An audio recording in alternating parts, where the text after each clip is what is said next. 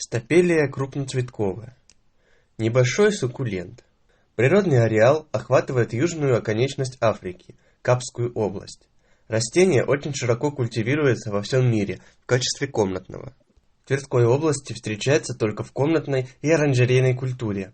Распространенность средняя.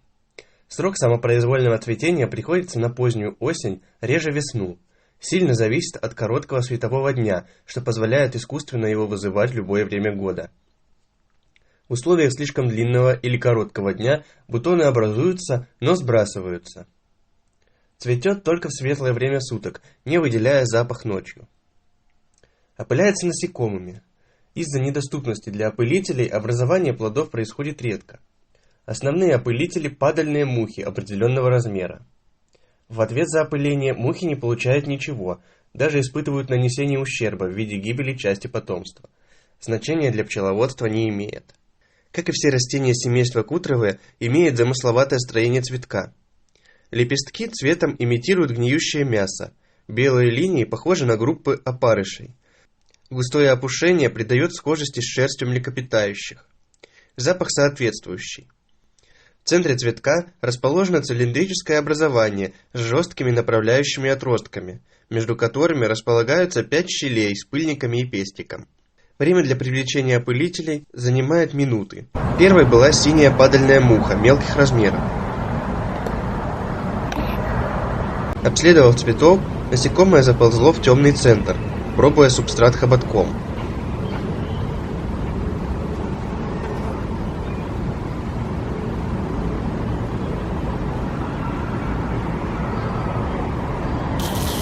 И ловушка сработала.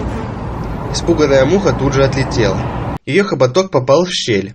С силой вытащив его, муха приклеила комочки пыльцы, поллиний. Груз насекомому не понравился, и оно какое-то время пыталось безуспешно счистить пыльцу.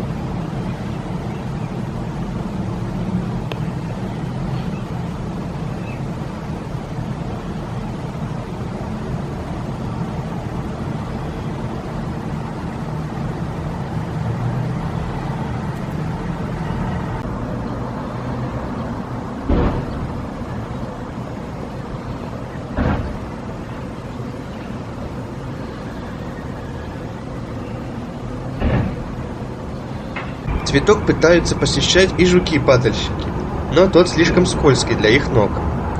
Опылить его качественно они все равно не могут. Более крупная муха, рода саркофага, сразу принялась отрождать опарышей. Жужжа, она пыталась протиснуться в центр цветка, но была слишком велика для этого.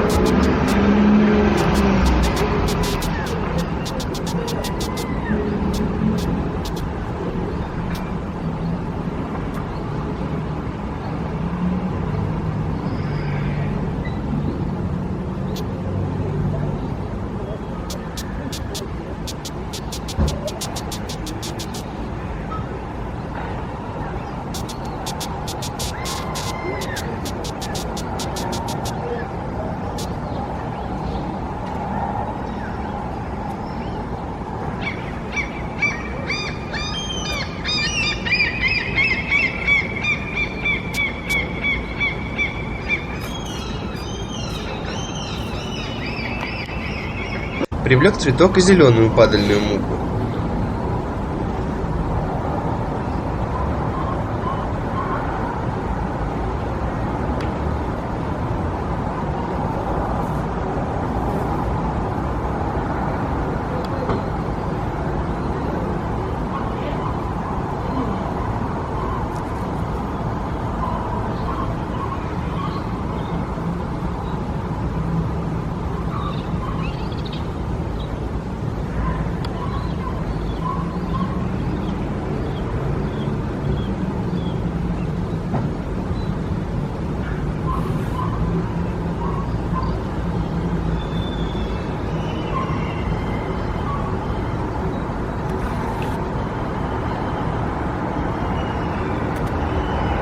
Одна из синих мух с поллиниями вернулась на цветок. Ее неумолимо влекло в центр цветка отложить яйца. Создавалась иллюзия защищенной ниши.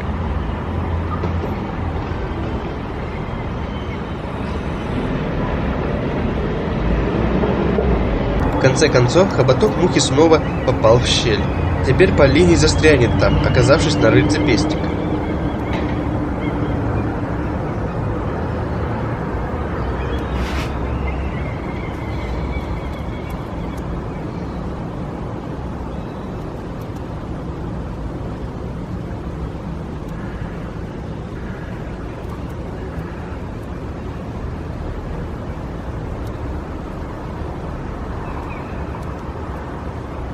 Освободиться мухе удается не сразу.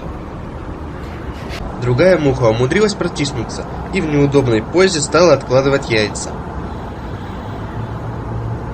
Для более крупного вида синих мух попасть в центр цветка уже невозможно. Так растение обезопасивает себя.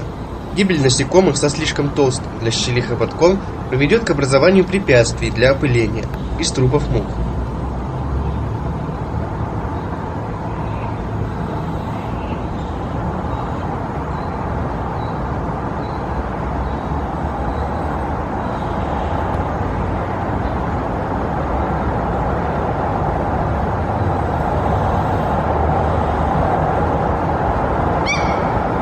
Весь день цветок привлекает множество опылителей.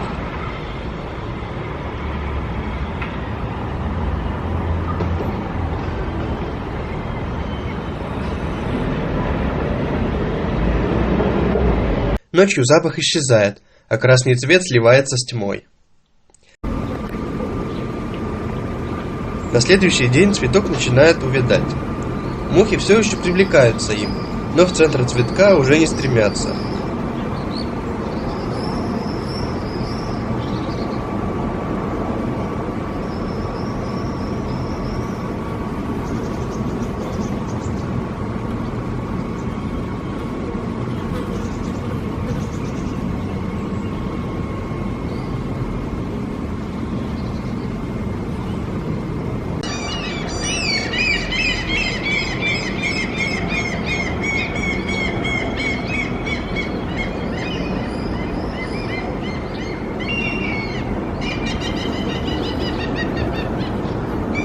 После полудня цветок закрывается навсегда.